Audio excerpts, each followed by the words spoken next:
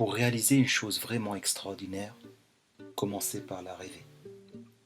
Ensuite, réveillez-vous calmement et allez d'un trait jusqu'au bout de votre rêve sans jamais vous laisser décourager. Walt Disney.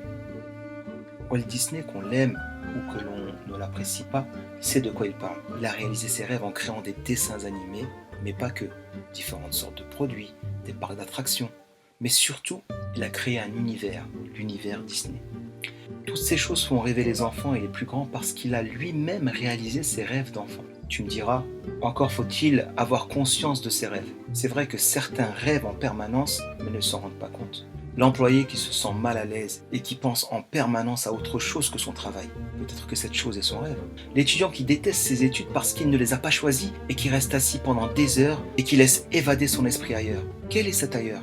C'est peut-être cet ailleurs son rêve. Première étape, prendre du temps. Prends un peu de temps pour savoir quels sont tes rêves et déterminer quels sont les plus grands. Place-toi dans un endroit calme et reposant, ferme les yeux et lâche prise le temps d'un instant pour sonder ton esprit. Comment te vois-tu dans 3 ans, 5 ans, 7 ans, etc.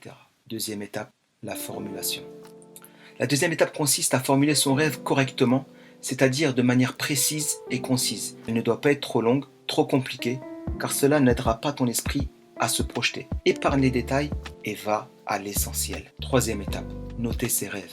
Note tes rêves sur une feuille ou dans un carnet que tu auras toujours sur toi pour commencer à leur donner vie à ses rêves. Tu pourras écrire sur ton carnet « J'aimerais devenir un sportif de haut niveau ». J'aimerais voyager quand je veux. J'aimerais écrire un scénario pour le cinéma ou encore dessiner un manga, créer une marque de vêtements. Certaines personnes vont encore plus loin. Ils collent des post-it partout dans leur logement, sur le miroir de la salle de bain, sur leur bureau.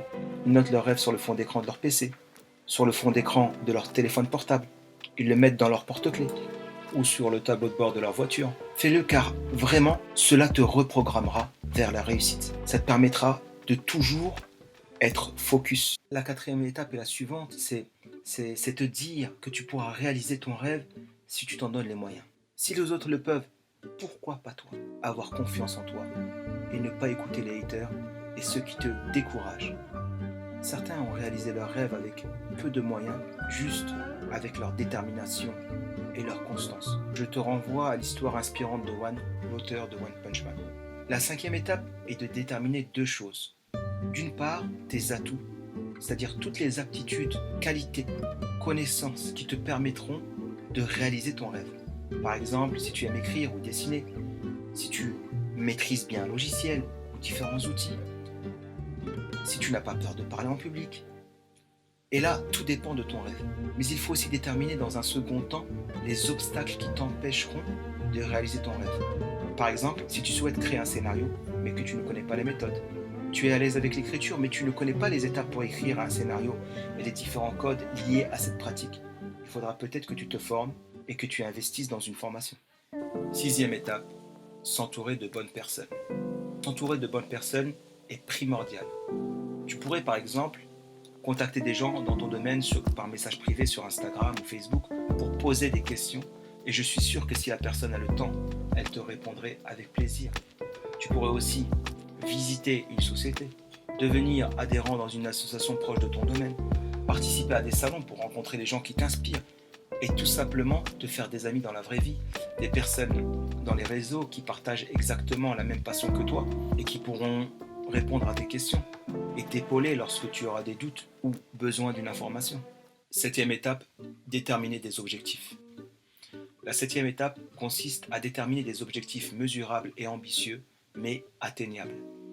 De planifier tes actions, d'accomplir de petites tâches tous les jours et de faire le bilan en fin de semaine. Exemple, si tu veux créer une chaîne YouTube, le lundi tu pourrais trouver 3 idées de vidéos à créer en te documentant et en faisant des recherches sur le net. Le mardi, tu écris les textes des 3 vidéos. Le mercredi, tu filmes. Le jeudi, tu fais le montage. Et le vendredi, tu postes la vidéo. Et le week-end, tu fais le bilan et tu programmes la semaine d'après. À chaque tâche accomplie, tu ressentiras une grande satisfaction et tu seras fier de toi. Tout doit être planifié, même les rencontres. Chaque tâche est un petit pas qui te permettra d'atteindre tes objectifs. N'oublie pas que toutes ces actions doivent te faire kiffer, car tu es en train de bâtir, créer ou donner vie à tes rêves. Sois honnête et fais les choses avec la plus belle énergie et tu seras heureux. Quoi qu'il arrive, ces étapes te rendront plus grand, plus serein et tu auras une meilleure estime de toi car pendant que les autres parlent sans rien faire, toi tu agis et tu t'es donné les moyens de réussir et tu appartiens maintenant au club de ceux qui ont travaillé pour réaliser leurs rêves. Si vous pouvez le rêver, il y a moyen de faire. Merci d'avoir regardé la vidéo jusqu'ici. Sache que chaque jour, je vais en poster une à 17h45 et cela pendant 30 jours.